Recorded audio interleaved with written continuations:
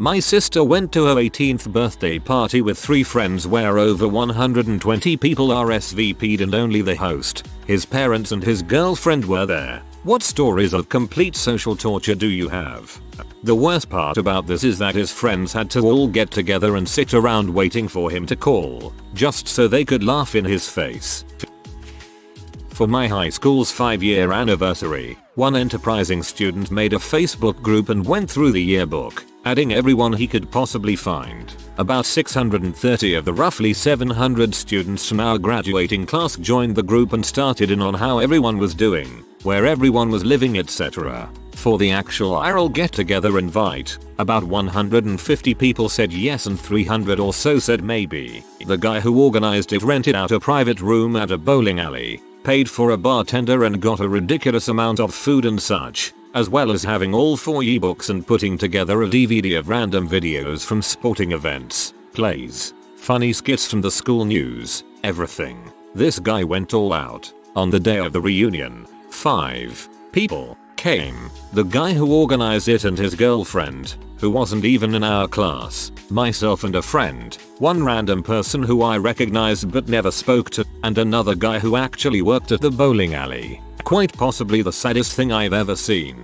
The look of defeat on the guy's face was crushing. I've never felt such vicarious humiliation in my life. We ended up just getting drunk and bowling a few games before the black cloud of shame left everyone silent and my friend and I left abruptly. And to Alan, if you read this, everyone in our class was in butthole anyway. Sorry bro.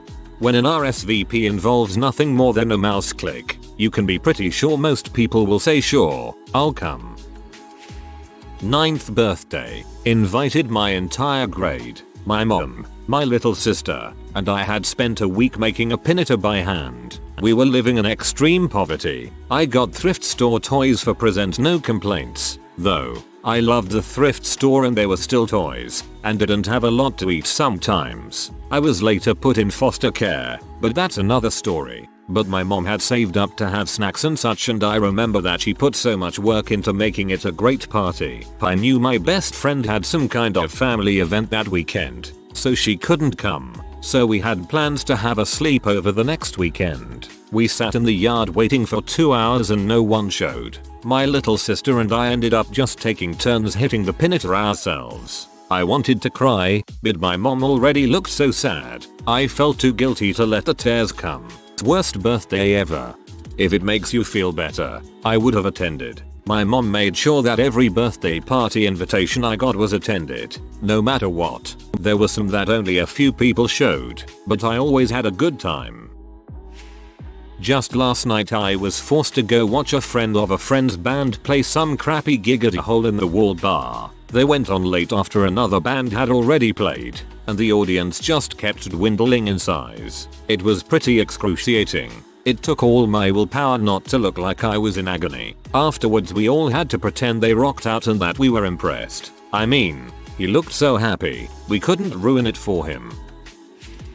For my 20th birthday party I was going to have a big BBQ. I bought the meat, the cake, the corn, the everything. I invited 50 people. No one showed up, not one person. This is why I don't really do much on my birthday. I'm always terrified that no one will show up. So, if I stay home, no one will know I don't have friends. Except me. This sort of thing happened to an acquaintance of mine. This kid was really nerdy, but didn't really have any self-awareness, so he didn't really have friends. He organized a big going away party our senior year. A friend and I knew what was going to happen, so out of pity we decide to go. Big surprise, no one else is there. Just a big empty house with bowls of chips all set up, and the guy sobbing in the corner. We just stood there awkwardly for a few minutes. It was miserable. So, we ran back home, grabbed our laptops, ran back and had an impromptu mini LAN party. We actually had a blast, and the host had a great time. The party ended up lasting about 24 hours.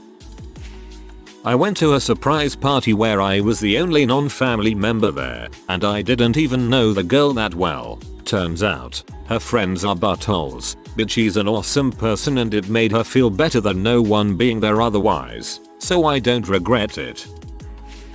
On my 21st birthday, I brought a few of my best friends to Six Flags, bought their tickets because they were having a hard time finding work, and spent day having fun with them. We planned to leave early and go back to my place to celebrate turning 21 with some drinking, but I am driving them back. They get a call and are all invited to a party except for me, so with the exception of one who just went home, they all had me drop them off and left me to be alone while they went to a party. So I spent the night drinking alone as a wreck. I now can't stand the thought of celebrating my own birthday.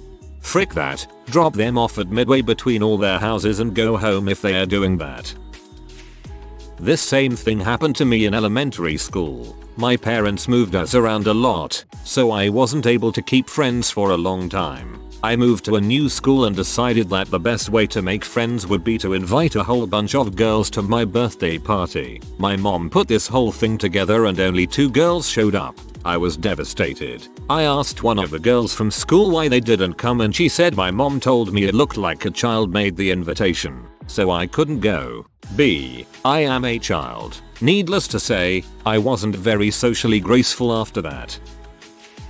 In Spanish culture, it's tradition to have a quinceañera. I didn't want to have one, but my mom insisted on having it either way, so she decided to have it in the house. Right? It's not very big in my house, and she already invited family and close family friends from out of state, out of the country even. My mom limited me to invite 5 friends, but she got to invite all the people she wanted. So, we were expecting around 40 plus people to show up. Maybe 6 came. 2 of my friends and 4 family members which live in the city. Presents 1 card with $5 bucks and some cheap perfume, but with good intentions from a very sweet, poor old lady. I was in a super puffy dress for hours and heels that were killing me while everyone was pretty much in more or less semi-casual attire. On top of it all, it was raining, and it was on my actual day of birth. What bites the most was the following year when we did it for my sister. She invited the same people, but she decided to have it in a rented space of which I suggested to my mom the previous year, but she said it wouldn't work out. She spent almost 6 times the money on it and even got a DJ and a lavish cake. Almost everyone, except for few came and there was about 105 people invited. The same people from the year before came for my sister. Everyone was all fancy and it was organized, not a complete mess. Presents, good makeup, good perfume, around $600 plus cash and cards, and some shoes and clothes. Needless to say, after that event, I felt like crap and felt like there is definitely a favorite in the family. Lem spin that tail around. 3rd grade. Teacher takes the whole class aside and asks, all of you were invited to Charles' birthday party, and yet none of you went. What happened? At which point it became clear that I was the only kid Charles hadn't invited. Joke was on him because I would have been at that party. Poor kid was at Chuck E. Cheese all by himself. When I was in primary school about 6 or 7, this guy invited all 30 of the people in our class to his birthday. I didn't know him very well, so asked everyone else if they were going and they said that they were. So the day of the party no one else was there except him, his cousin and his parents. No one else showed up at all, but it was their loss, cause there was a crap ton of pizza and an endless supply of junk food for us. The guy who threw the party became my best friend and still is 16 years later. This is why you should always go to parties. You might meet your future best friend. Even though I have some great friends, the thought of this happening always makes me extremely nervous when I throw a party. There's not much that would justify this level of social humiliation. Some people just suck. Do you know if anyone else showed up eventually? The only way that could ever be forgivable is if his friends actually showed up later. I threw a toga party and while 300 people said they were gonna come, only 20 actually did, and one shat himself halfway through the party. 20 is still pretty good. When I graduated from high school 3 years ago, I wasn't invited to a single party afterwards. Now the optimist in you might think that people must not have had any parties. Everyone gets invited to graduation events. Well, my friend, my dear internet friends, the sad truth is that there was one. It was held at a local country club. There were over 200 people in attendance for a graduation event of my class of 192. How do I know this, you might ask? I was present when everyone was invited. I was watching the computer when the Facebook event creator, who was our class president, sent out the Facebook invites, and I watched her uncheck my name and one or two other kids' names before sending it. I was also present when the paper invites were given out. The school gave permission to hand them out in homeroom. I was the only one that wasn't given one in my homeroom. My school doesn't have official graduation events outside of the usual honors day, commencement and such.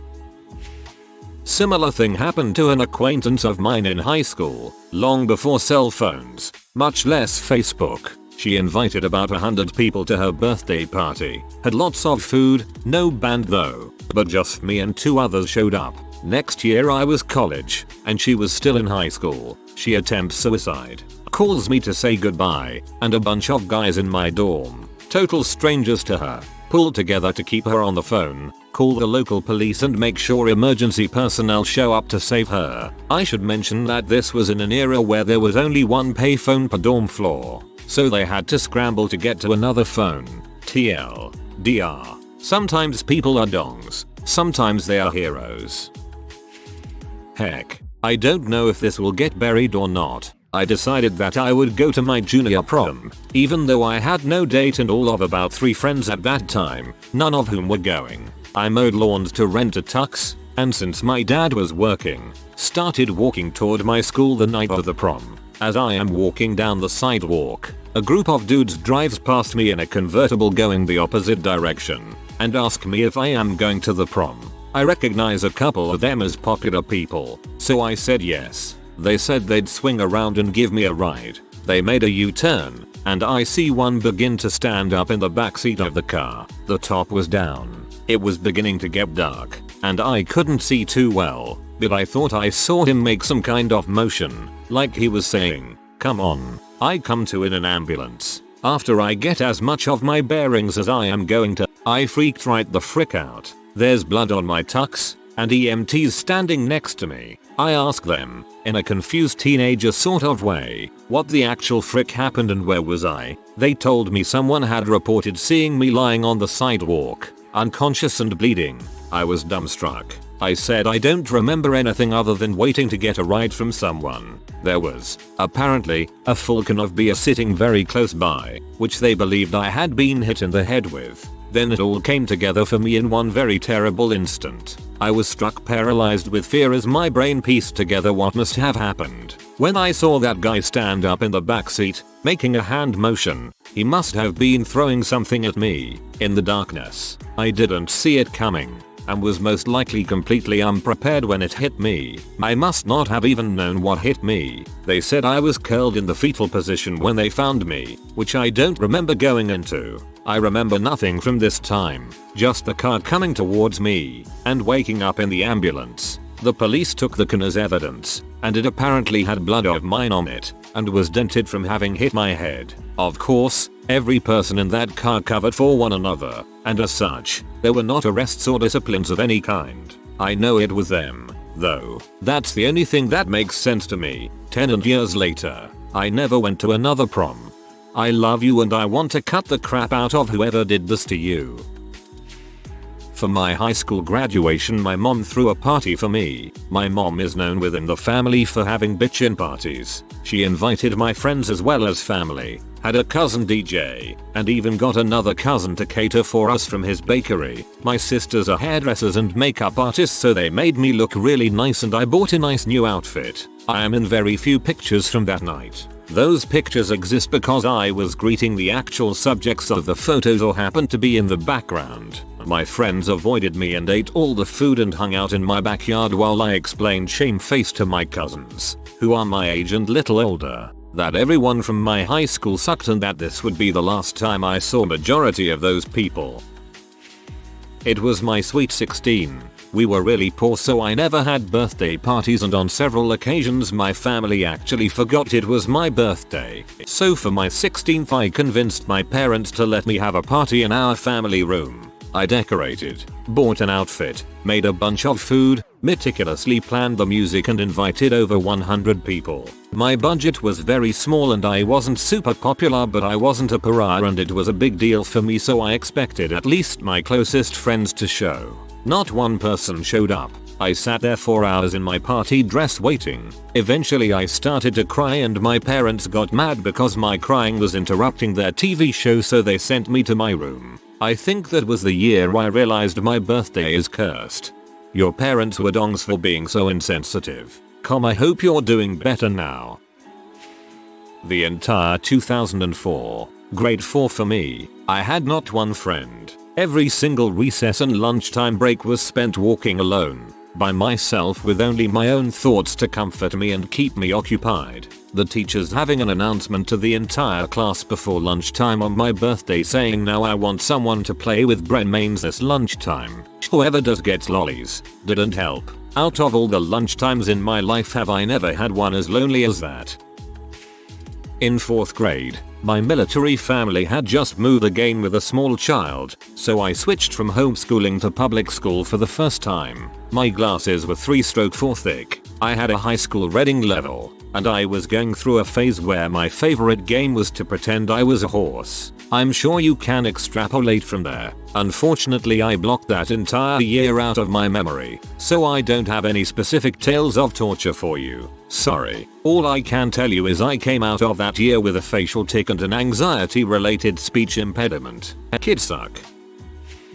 Oh boy, I'm late to the thread, but whatever. So, I have one story. It's not as sad as ARP's, but it has a somewhat happy ending though. This was also like 7 years or so ago. I was 11 or 12 at the time. So, it's almost New Year's Eve. It's like 10 PM and my father had set up a little barbecue in the garage. It had everything a BBQ needed: meat, beer, soda for the kids, even a TV set, and the car's trunk was up with the speakers playing some samba music. And then of course my father, who was sitting in a plastic chair, eager for the barbecue that was coming.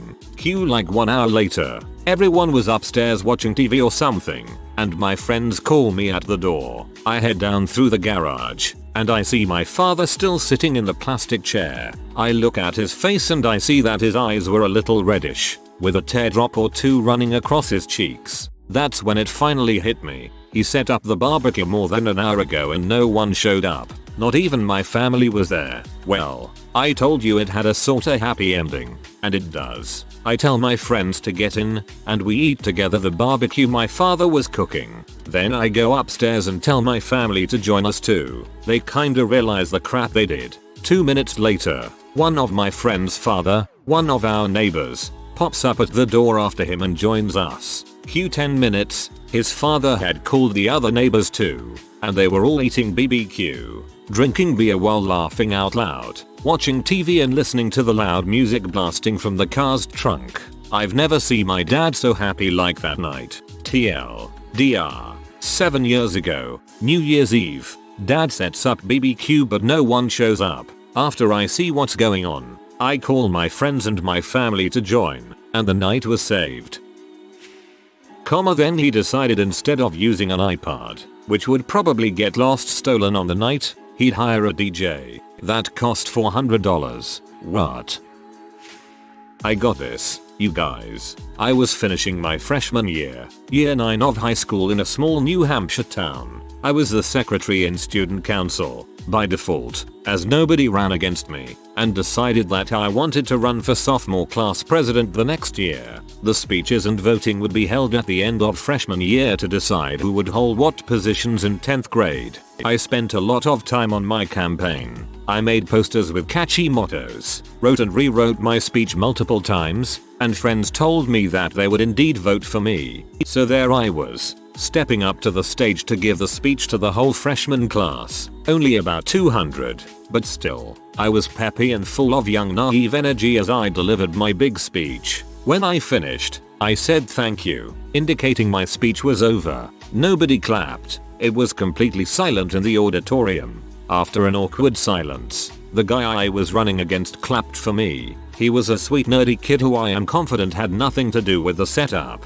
I left the stage and cried in the bathroom for an hour. I did not win. I moved that summer to a big city anyway, and my life is infinitely better than just about everybody I went to high school with in New Hampshire. Still, kids are mean, but I will never forget the kind gesture of Nick Clark clapping for me when nobody else would. He holds a special place in my heart.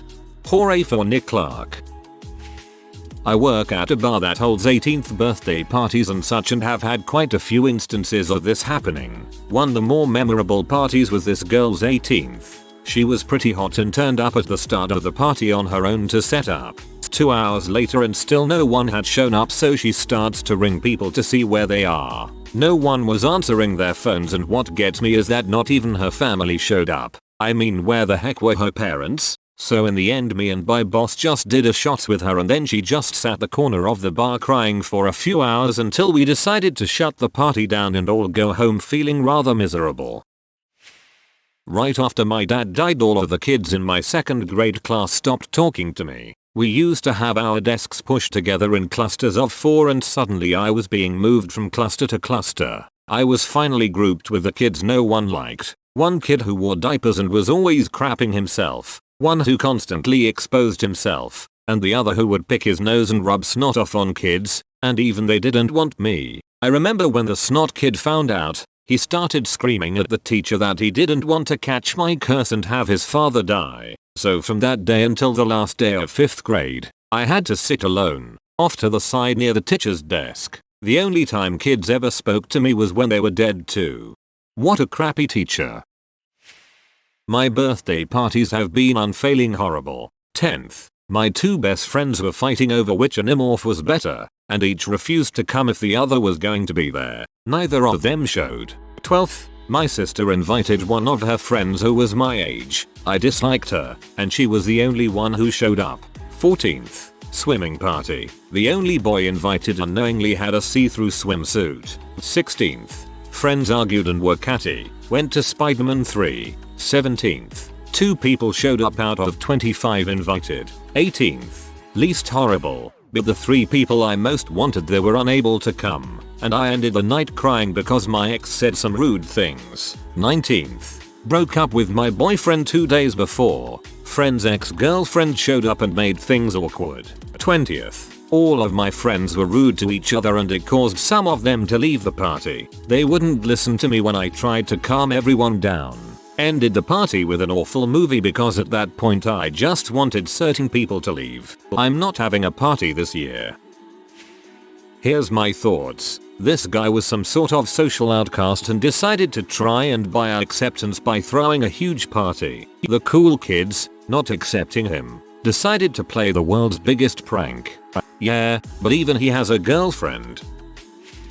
I can safely say that I've never had any bad birthday parties, because I've never had any birthday parties. Celebrated my 28th forever alone birthday 4 days ago. Frick high school, seriously, and frick people who say that high school are some of the best years of your life. Those are the buttholes who used to pull crap like this. This guy just learned this lesson the hardest way possible. Just because someone friended you on Facebook does not mean that they are your friend, especially if you have 700 of them.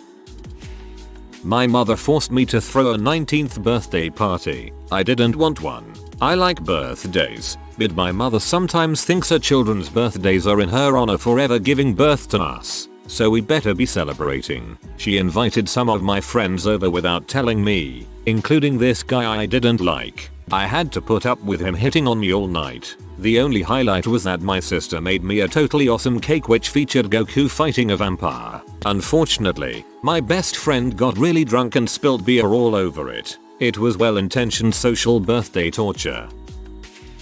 I used to be a bit socially awkward. Went bar hopping for the first time, then to a party afterward. I knew one person there and she was off mingling most of the time. I just kind of stood in the center of the room looking around with a drink in my hand. I've never been more aware of all my body parts in my life. I realize this doesn't sound all that bad, but it sure felt freaking horrible at the time.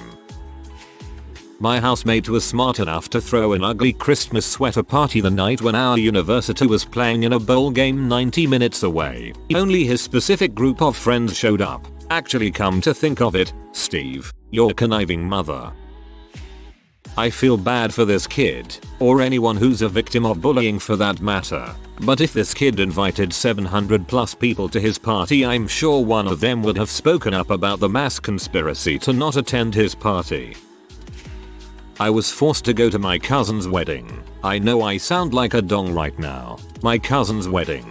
I should be expected to go, right? Well, this was his third marriage. The first one ended in divorce after 2 months. Only 5 people showed up, and I was hosting. His parents ditched the event because the girl he married was Mexican, and his parents didn't approve. His second marriage, the wife, Indian this time, walked out on my cousin right before the final ceremony. He attempted suicide right there with the cake knife. I'm going to keep this story short because frick finals, but the third marriage wasn't any better. I was the host again because no one else wanted to do it. Actually, no one else even wanted to show up, but it's my cousin, and I love him, so I did it. Like I expected, his parents ditched again because he was marrying outside the religion.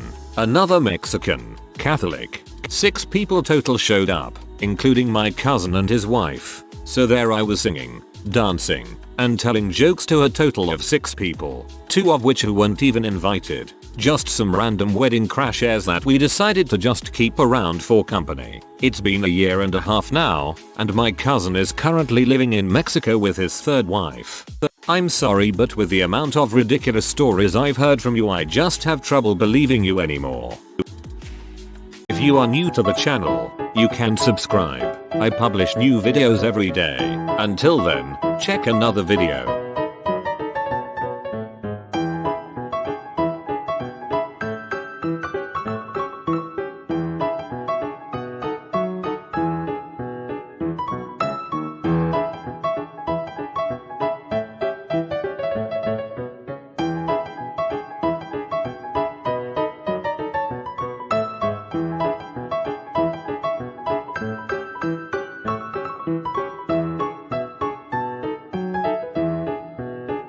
Bye for now.